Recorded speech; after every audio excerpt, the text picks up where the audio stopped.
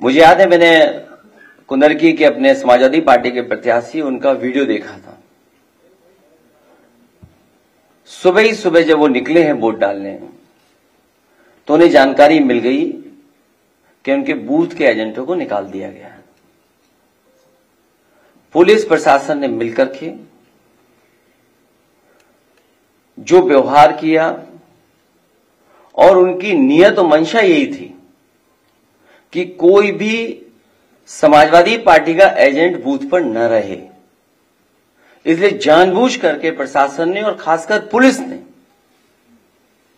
वो भी निर्देश पर, सभी बूथ एजेंटों को लगभग निकाल दिया गया। और बड़े पैमाने पर जहां समाजवादी पार्टी के समर्थक थे, समाजवादी पार्टी के लोग वोट डालने जाना चाहते थे, जाते उन्हें रोक दिया गया। अगर मान लीजिए रोक दिया गया है वोटर को, तो वोट किसने डाले? अगर उन बूथों पर समाजवादी पार्टी का वोटर नहीं पहुंचा है, हमारे प्रत्याशी के समर्थक नहीं पहुंचे, आखिरकार वोट किसने डाला है? यह बड़ा गंभीर विषय है। और इसके साथ साथ दो तरह की पर्ची होना, लाल मार्क है और एक सामान्य रूप से ये जो पर्ची दी जाती है, ये लाल पर्ची, लाइन वाली पर्ची। उस दिन भी हम लोगों ने कहा था, जिस दिन वोट पड़ रहे थे उस दिन भी इस बात को कहा था कि इस तरह की व्यवस्था कोई प्रशासन ने बनाई है और जिसके कारण इस तरह का भेदभाव किया है। यहां वो साथी बैठे हैं जिनका वोट था लेकिन वोट डालने नहीं पहुंचे। अभी जब विधायक जी अपने तमाम साथियों के साथ यहां आ रहे थे, पुलिस को जानकारी मिल गई, कई गाड़ियां इनकी बंद कर दी गई। सुबह से हम लोग लगातार कोशिश कर रहे हैं कि वो छोड़ दिए जाएं। कोई कारण नहीं है, उन्हें थाने में बैठाया हुआ है, सीतापुर में बैठाया गया। पहले एक थाने में रोका पुलिस ने, न जाने कहां से एसओजी की टीम आई, बैठा लिया उनको, उसके बाद दूसरे थाने में ले जाके बैठा दिया उनको। और इसलिए बैठा दिया कि कम से ये प्रेस से आमना सामना ना हो जाए, क्योंकि उन्हें पता था कि प्रेस होने जा रही है। एक और गंभीर घटना हुई है जिसके बारे में आपको जानकारी होगी, संभल की। सर्वे हो चुका था, चुनाव के चर्चा न हो पाए, हमारी आपकी प्रेस गड़बड़ा जाए, इसलिए जानबूझ करके सुबह सर्वे की टीम भेजी है, जिससे माहौल खराब हो जाए, कोई चुनाव पर चर्चा न कर सके। और जो जानकारी मिल रही है उसमें जानकारी है कि कई लोगों को चोट पहुंची है, कई लोग घायल हैं और एक नौजवान नईम, उसकी जान चली गई है। आखिरकार जब सर्वे हो चुका था मस्जिद का, तो दोबारा सर्वे क्यों करा ये सरकार, और वो भी सुबह और बिना तैयारी के? कानूनी और कोर्ट के जो प्रोसीजर, उसमें मैं नहीं जाना चाहता हूं कि दूसरे पक्ष की सुनवाई ही नहीं है, कोई सुनने वाला नहीं है दूसरे पक्ष को। और ये जानबूझ के इसलिए किया है कि आज किस बात पे चर्चा हो, किस इमोशन पे चर्चा हो, ये जानबूझ करके सरकार ने कराया है। ये जो संभल में हुआ है, बीजेपी सरकार, प्रशासन, सब ने मिलकर कराया, जिससे कि चुनाव के धांधली पर, चुनाव की बेईमानी पर चर्चा न हो सके।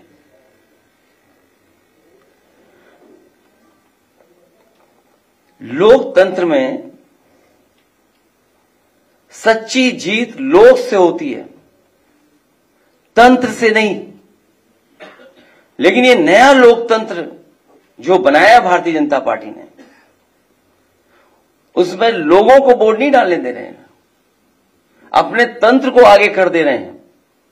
और जब कभी भी निष्पक्ष जांच होगी, जिस समय निष्पक्ष जांच होगी और तमाम वीडियोज जो या सीसीटीवी के माध्यम से जो रिकॉर्डिंग होती है बूथ की, जब उसकी सच्चाई सामने आएगी तो पता लगेगा कि वोटर्स ने वोट नहीं डाला,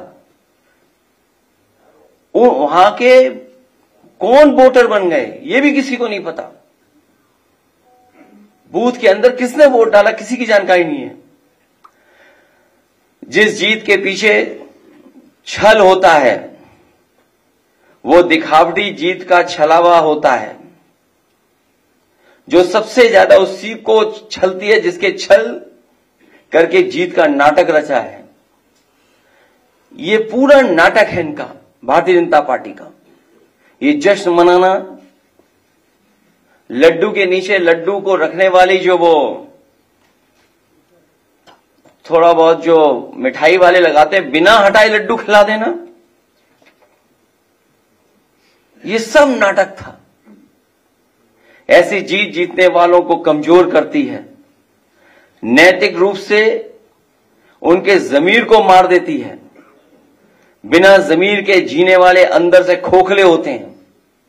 ऐसे लोग सबके सामने अपने को ताकतवर दिखाने की कोशिश करते हैं, लेकिन अकेले में आईने में अपना मुंह देखने से भी डरते हैं। भाजपा का हारने का डर तो उसी दिन साबित हो गया था जिस दिन उसने पीडीए के अधिकारी कर्मचारियों को चुनाव से हटा दिया था, जिससे इनके अपने लोग वहां सेट किए जा सकें और धांधली की गवाही देने वाला कोई न हो। हमने तो भाजपा की बदनीयत को समझकर तब ही विरोध किया था, लेकिन जब शासन प्रशासन ही दुशासन बन जाए तो लोकतंत्र के चीरहरण को कौन रोक सकता है। ये बेईमानी कोई नई नहीं है इनकी। चुनाव में धांधली करना और धांधली का परिणाम हमने सबने कैमरे पे देखा था। तो एक विधायक को भी अपमानित होना पड़ा था और इनकी धांधली सीसीटीवी की वजह से चंडीगढ़ में पकड़ी भी गई थी। जिनकी उंगलियों पर निशान नहीं है उनके भी वोट डाले गए हैं। ये विधायक जी बैठे हैं, वो जानते होंगे। इनकी विधानसभा में बड़े पैमाने पर लोग हैं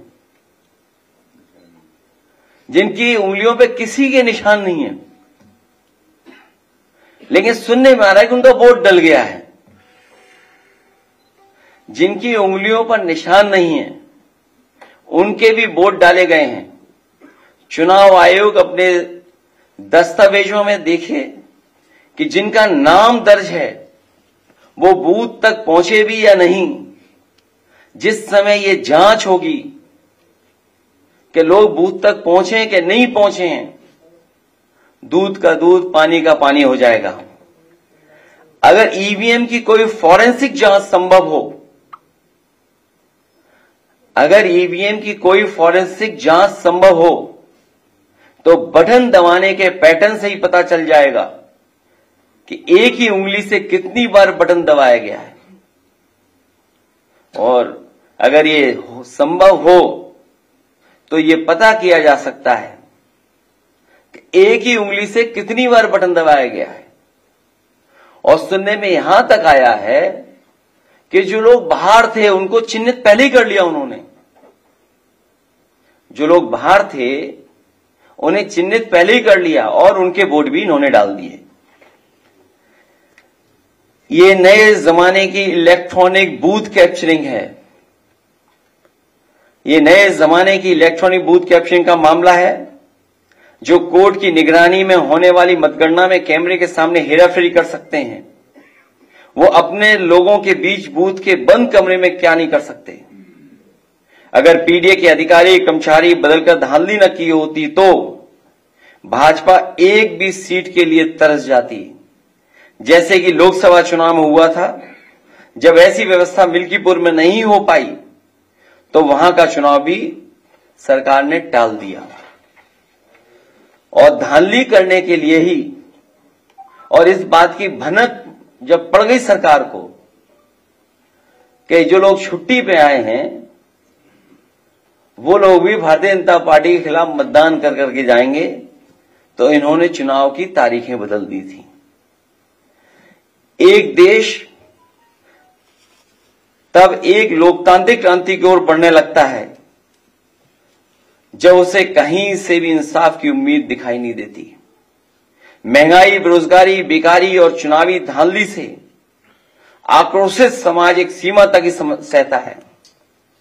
इतनी सी बात तो अनपढ़ भी समझता है कि पेट की आग कभी भी उसको नहीं जिता सकती जिसने रोटी छीनी हो और जिसने रोजगार छीना हो।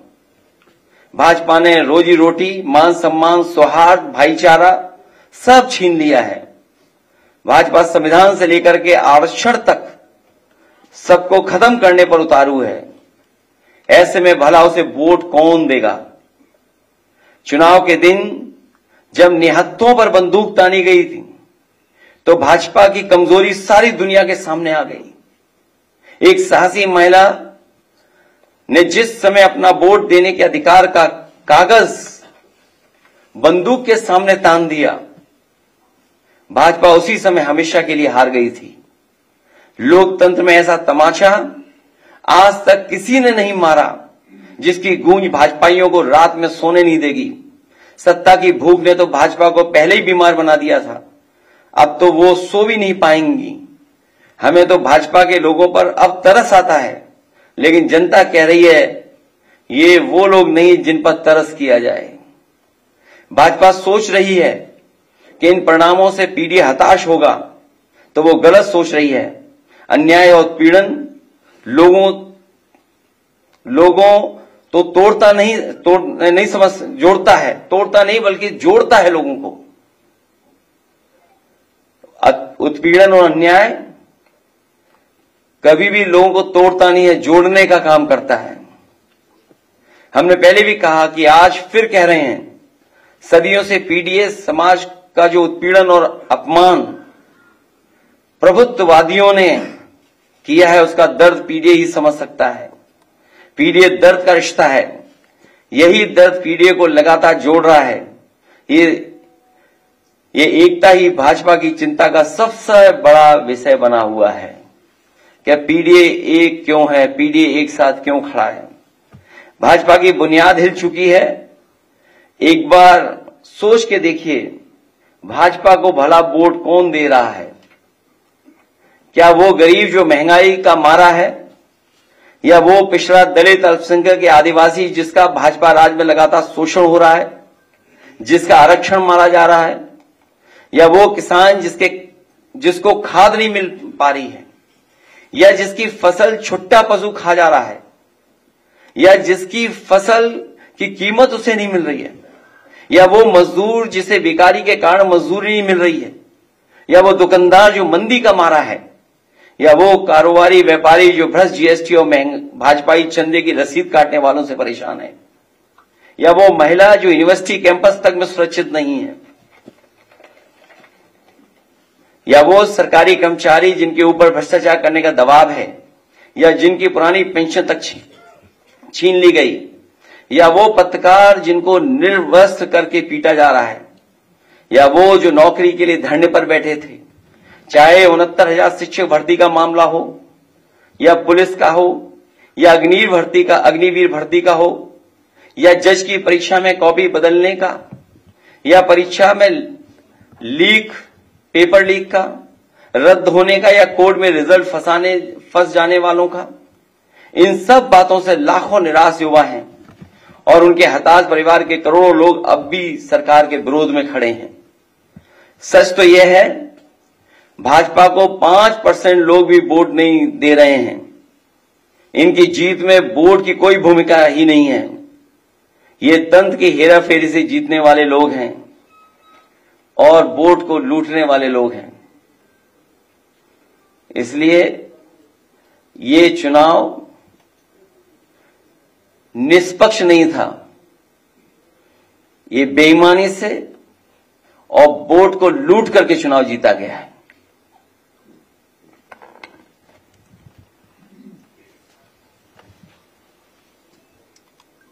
डीजीपी साहब कह रहे हैं कि सब ठीक है, हालात नियंत्रण में है, एक आदमी की मौत इसीलिए वो कार्यवाहक हैं,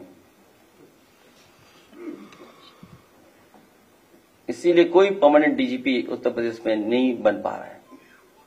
आप कार्यवाहक डीजीपी से क्या उम्मीद करोगे? मैं आपसे कह रहा हूं, क्योंकि चुनाव से बहस को हटा करके ये जानबूझ करके जब एक बार सर्वे हो गया था मस्जिद का, तो दोबारा सर्वे करने क्यों पहुंचे?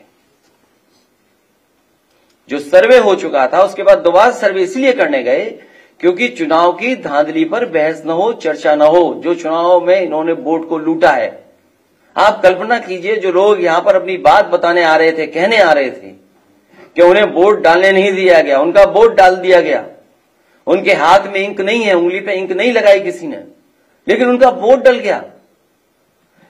ये बातें खुल न जाए, इसीलिए पुलिस अभी भी बैठाए हुए उन लोगों को, अभी भी थाने में बैठे हुए हैं।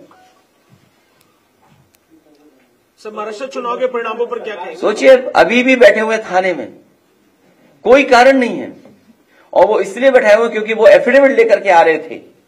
आपके सामने वो एफिडेविट दिखाते कि उन्हें वोट डालने नहीं दिया गया और उनका वोट पड़ गया। क्या वोट बड़ी आबादी का रोक दें और 1 लाख वोट से जीत जाए, 1 लाख ऊपर ज्यादा से वोट जीत जाए? क्या आप कल्पना कर सकते हैं? और केवल पुलिस वर्दी में नहीं थी, वर्दी के अलावा प्राइवेट ड्रेस में भी थी। जिस तरह हिटलर ने ट्रूपर्स बनाए थे, हिटलर के जमाने में ट्रूपर्स होते थे, उसी तरीके से वहीं से सीख लेकर के सरकार ने पुलिस की वर्दी उतार करके प्राइवेट ड्रेस में भी लोगों को भेजा हुआ था, बड़े पैमाने पर।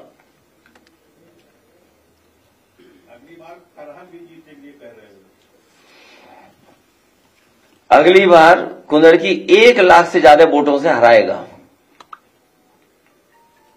कुंदरकी की जनता 1 लाख से ज्यादा वोटों से हराएगी। सर, अल्पसंख्यक बाहुल इलाके में इतना वोट मिला, सरकार से सवाल जब पूछा गया तो उन्होंने कहा कि उनको अपने गोत्र, पूर्वज और विरासत की याद आई होगी, इसीलिए शायद वो वापस आ गए। इसीलिए उन्होंने थानों में बैठाए हुए लोगों को, जो यहां मिलने आने वाले थे, पूरी पुलिस लगी हुई बैठा दिया उन्होंने। ये तो सब दिखावा है अपनी बेईमानी को छिपाने के लिए।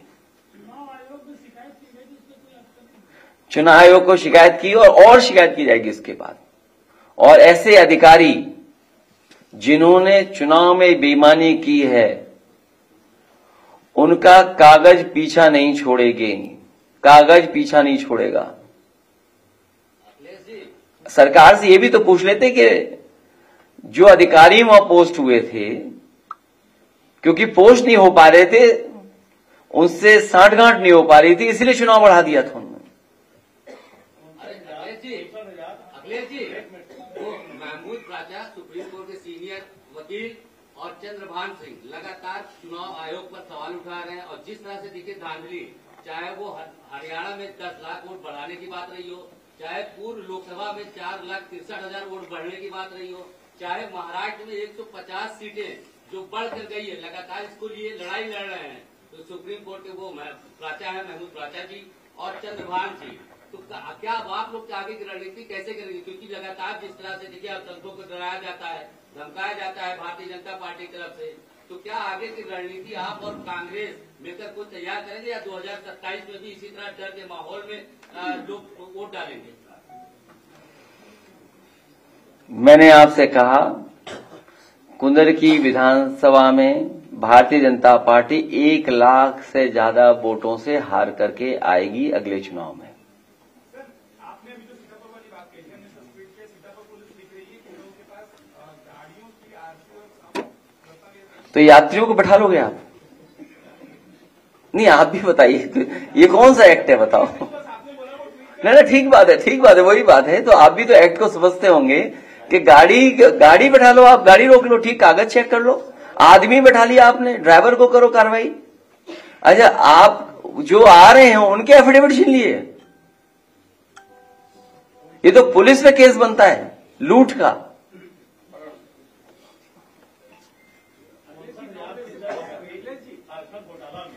आपने कई बार अनुरोध किया और हाईकोर्ट के आदेश के बाद सरकार के कान में जो रहे थे बाद बीते चुनाव में अस्पष्ट बहुमत महाराष्ट्र में आखिर एक मामला क्या है समझ में मुझे भी नहीं आता। ऐसी स्ट्राइक रेट कभी देखी है आपने जो बीजेपी की स्ट्राइक रेट इस बार दिखाई दी है चुनाव में? अभी तक के चुनावों में किसी भी पॉलिटिकल पार्टी की ऐसी स्ट्राइक रेट देखी है आपने? और हमारे एक साथी ने ठीक कहा कुछ पहनावे को लेकर के, जिस पार्टी को हमेशा पहनावे पे शिकायत रहती थी, कौन क्या खा रहा है इस पे शिकायत रहती थी, वो क्या दावा कर रहे हैं? और सच्चाई तो यह है कि इन्हें बूथ तक नहीं पहुंचने दिया। इनकी उंगलियों पे निशानी नहीं है। चंडीगढ़ में आपने धांधली नहीं देखी, सीसीटीवी नहीं होता अगर, तो क्या वो आईएएस अधिकारी पकड़ा जाता? इसीलिए मैंने कहा कि नए तरह की ये इलेक्ट्रॉनिक वोटिंग मशीन से लूट और बूथ कैप्चरिंग है। आपको पहुंचने ही नहीं देंगे वहां तक। जो सीटों पर वोट डाला है, कितने संघर्ष के बाद वोट डाला है कार्यकर्ताओं ने। मैं बधाई देना चाहता हूं अपने कार्यकर्ता और जो मतदाता जो वोट डालने गए हैं, कितने संघर्षों के बाद भी वो बूथ तक पहुंचे और वोट डाल करके आए। क्या बीजेपी के किसी कार्यकर्ता को रोका गया? ये उनकी स्ट्रेटेजी थी। आप एक एक बूथ उठा के देख लीजिए बीजेपी का, उन्होंने बूथ कैप्चर करके 90% ज्यादा वोट डाल लिया अपने बूथ पर। हमारे बूथों पर कितने परसेंटेज है? 13%, 12%, 11%, और उनके बूथ पे 90% वोट पड़ गया। एक ही जिले में, एक ही विधानसभा में। क्या पुलिस गोदी में उठा के ला रही थी वोटरों को? इसका मतलब तो यह हुआ कि पुलिस के लोग भारतीय जनता पार्टी के वोटरों को गोदी में उठा करके वोट डलवा रहे थे, मना रहे थे कि वोट डालने जाओ। मायावती जी ने किनारा कर लिया है उपचुनाव से। इसके पहले भी जो है चुनाव में इस तरह का हुआ है कि मेरठ में मुरादाबाद में रोका गया, मुस्लिम बहुल इलाकों में ज्यादा ये होता है। 21 में जब ब्लॉक प्रमुख वाला चुनाव हुआ तो एक महिला की साड़ी खींच दी गई थी। तो उसको लेकर के विपक्ष क्यों नहीं कोई स्ट्रैटेजी बना पा रही है? क्योंकि ये तो लगातार लोकतंत्र का हनन कर रहा है। और आप लोग अभी 24 की स्ट्रेटेजी नहीं देखी, वही हार अभी तक स्वीकार नहीं कर पा रही बीजेपी। लेकिन सर अब तो जो बंदूक की नोक पर जो है वो रोका जा रहा है ना। इसके लिए स्ट्रेटेजी भी बनेगी, तरीका भी बनेगा। इसीलिए मैंने कहा जिन अधिकारियों ने धांधली की है, कागज उनका पीछा नहीं छोड़ेगा। सीसीटीवी या जो हमारे समाजवादियों के पास बड़े पैमाने पर रिकॉर्डिंग है, उन सबको चुनाव आयोग के सामने रखा जाएगा। उसमें मुझे उम्मीद है कि आप लोग भी सहयोग करेंगे। समय समय पर आप भी समाजवादी पार्टी का सहयोग करें लोकतंत्र मजबूत करने के लिए। उन वीडियोस को जरूर चलाएं आप लोग भी। किसका 24 में कर लिया था क्या इन्होंने? अभी तक अयोध्या की हार से नहीं उभर पाएंगे लोग। सच्चाई तो ये है। और सोचिए, जब अयोध्या हार सकते हो, कह रहे हम कुदर की जीत गए, जहां पे वहां आम वोटर ने रिजेक्ट कर दिया हो, और क्या कहते हैं कुदर की जीत लिया, हमें कुदर की वोट दिया है। जिनके अपने वोटरों ने, इनके अपने वोटरों ने रिजेक्ट किया है, जहां पर मिल्कीपुर में चुनाव नहीं करा पा रहे हैं। इसीलिए मैंने कहा कि अगर फॉरेंसिक लैब में ये बात चेक हो जाए कि ईवीएम की मशीन के बटन किसने दबाए हैं, तो आप पाएंगे कि एक ही व्यक्ति बटन दबा रहा होगा। अब बात बहस आगे नहीं करिए। हमारा व्यू पॉइंट लोकसभा में मैं बोल चुका हूं, वही हमारा है, जो मैं लोकसभा में बोल चुका हूं।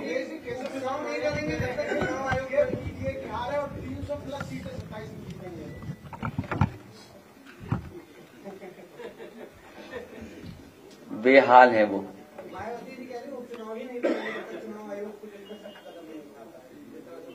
अब उपचुनाव हो गई नहीं, अब उपचुनाव कोई होगा ही नहीं, एक होगा बस। सर महाराष्ट्र और झारखंड चुनाव परिणामों पर क्या कहेंगे सर?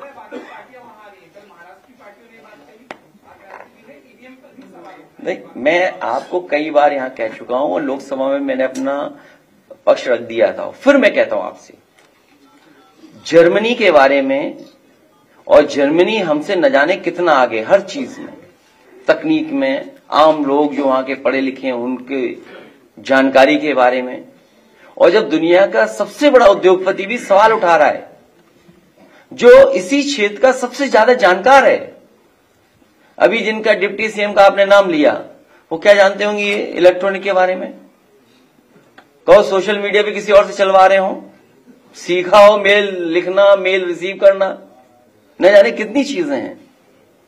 और जो नया आ गया जीपीटी चैट, वो कहो इस्तेमाल करना, अब सीखे हो, शायद न सीख पाए हो। उसमें ऐसी फौज है उस दल में ऐसे लोगों की। खैर, तो जर्मनी जैसा देश ये कहता है कि ईवीएम से वोट पड़ना उनके देश में अनकॉन्स्टिट्यूशनल है। आप बैठे हुए सब लोग देख लो, गूगल करिए, आप लोग सब, वाईफाई आपके लिए फ्री है यहां पर, आप गूगल करिए, देखिए क्या जर्मनी में ये व्यवस्था है क्या नहीं है। जब जर्मनी जैसा देश ईवीएम को स्वीकार नहीं कर रहा है,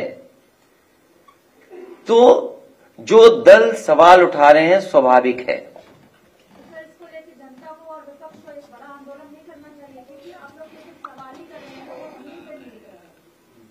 अभी हारे हम लोगों ने इतना वोट डाला, इतना वोट डाला, मैं फिर कहूंगा पीडीएफ परिवार इतना वोट डालेगा, इतना वोट डालेगा कि मशीन भी नहीं कैलकुलेट कर पाएगी।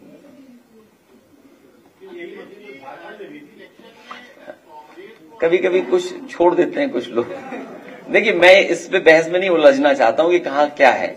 हमारा एकदम क्लियर है उसमें व्यू पॉइंट कि हम इसके खिलाफ हैं, इस व्यवस्था के खिलाफ हैं। अखिलेश जी, जिस चुनाव आयोग ने निष्पक्ष चुनाव नहीं करा पाया, तो क्या लगता है आप इतनी चीजें लेके जाएंगे, सीसीटीवी फुटेज? हमें व्यवस्था पे, सिस्टम को तो स्ट्रेंथन करना हमारी आपकी दोनों जिम्मेदारी है। राजीव कुमार के ऊपर लगातार आरोप लग रहे हैं, कई बार देखिए कई सीनियर लीडरों ने देखिए, बताया।